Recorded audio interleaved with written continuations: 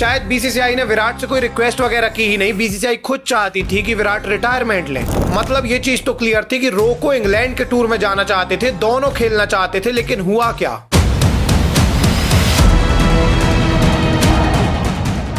और ऐसे में सब यही कह रहे हैं कि बीसीसीआई ने शायद खुद ये प्लान बनाया, दोनों को रिटायरमेंट करवाया। इसका मतलब क्लियर था कि विराट आने वाले टाइम पे और रन मारने वाले थे। उनके दिमाग में चल रहा था कि इसी सीरीज के अंदर 5 सेंचुरी मारी जाएं और 10,000 रन कंप्लीट किए जाएं।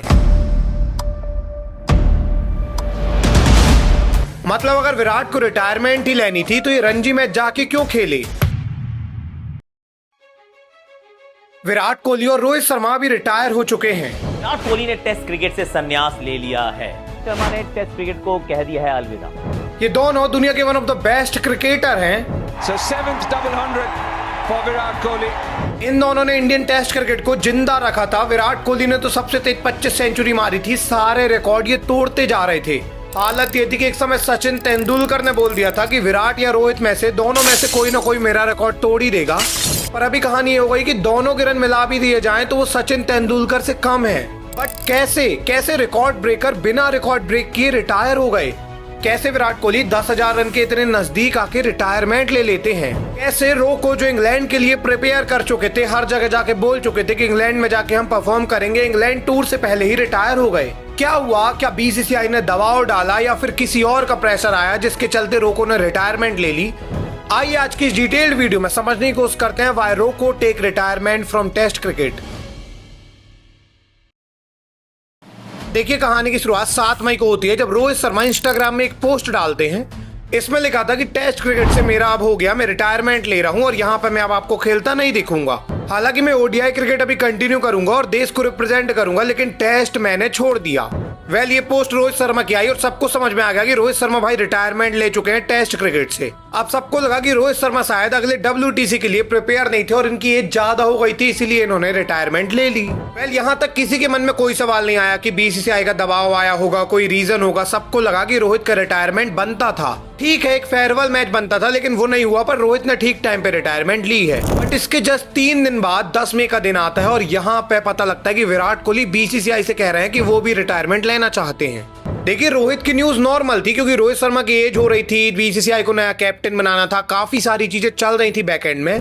बट विराट कोहली जैसे रिटायरमेंट के लिए बीसीसीआई से कहते हैं, सब लोग शॉक रह जाते हैं। और इसका रीजन ये था कि विराट अभी बिल्कुल फिट है, इनकी एज जो है वो 36 है। ये 40 तक आराम से क्रिकेट खेल सकते हैं और 40 तक अगर ये नहीं भी खेलना चाहते तो एक WTC की साइकिल मतलब 2 साल तो ये खेल ही सकते हैं। वेल ये जब हो रहा था, इन्हीं चीजों के बीच ये भी पता लगता है कि बीसीसीआई तो रिक्वेस्ट कर रही है विराट से कि आप रिटायरमेंट मत लो। इसका मतलब बीसीसीआई फोर्स तो कर ही नहीं सकती क्योंकि ये खुद रिक्वेस्ट कर रहे हैं विराट से। बाद में ये भी पता लगता है कि बीसीसीआई ने ब्रेन लारा से बोला है कि वो विराट कोहली से बात करे और बोले कि आप अपना रिटायरमेंट डिले कर दो। बट ये सारी चीजें चलती रहती हैं और 2 दिन बाद मतलब 12 मई को पता लगता है कि विराट कोहली ने टेस्ट से रिटायरमेंट ले ली। बड़ी खबर सामने आ रही है। टीम इंडिया के दिग्गज क्रिकेटर विराट कोहली ने टेस्ट क्रिकेट से संन्यास का ऐलान कर दिया है। सोशल मीडिया पर पोस्ट कर विराट कोहली ने ये जानकारी दी है। अब देखिए जैसे ही विराट कोहली रिटायरमेंट लेते हैं, पूरा यूथ शौक हो जाता है। पूरे इंडिया का यूथ शौक में था।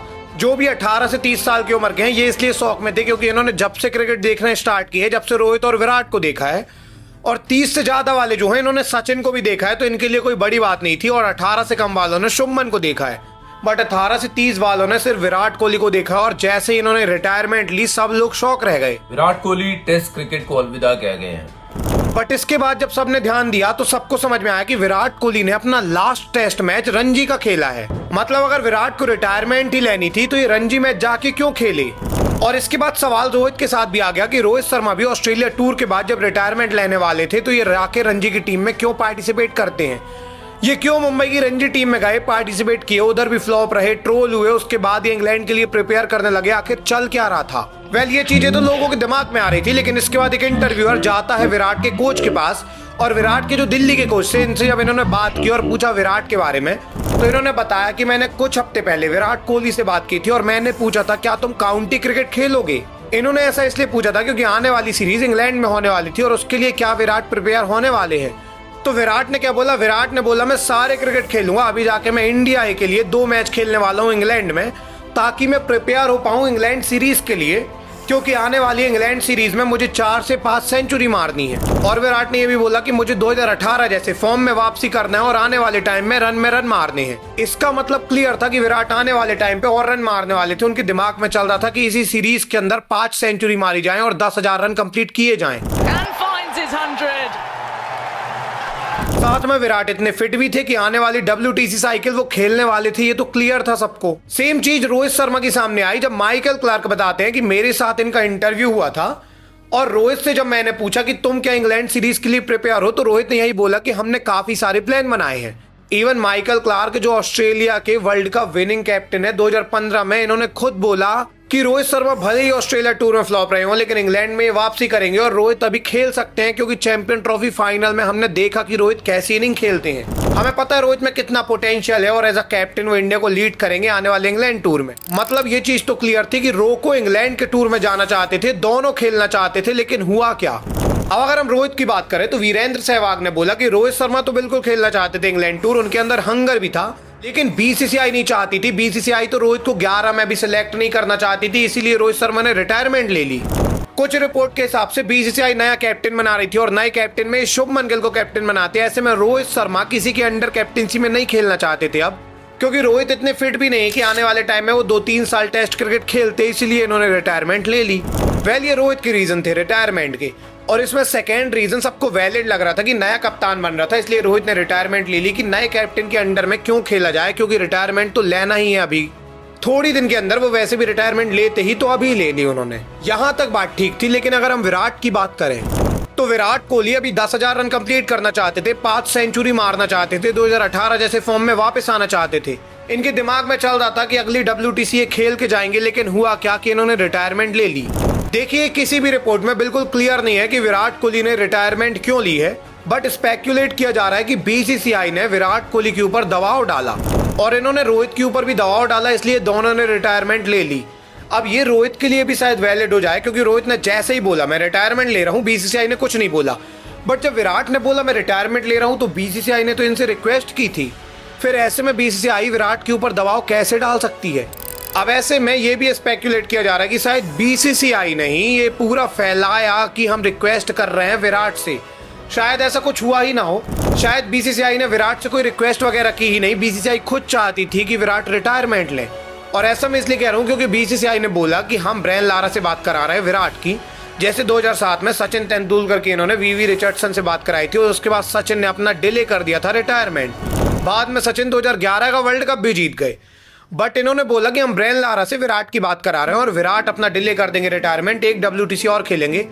बट बाद में क्या पता लगता है कि विराट कोहली की ब्रायन लारा से बात हुई ही नहीं। विराट कोहली की सिर्फ रवि शास्त्री से बात हुई। इवन विराट कोहली जय शाह से भी बात करने वाले थे, लेकिन वो भी नहीं कर पाए।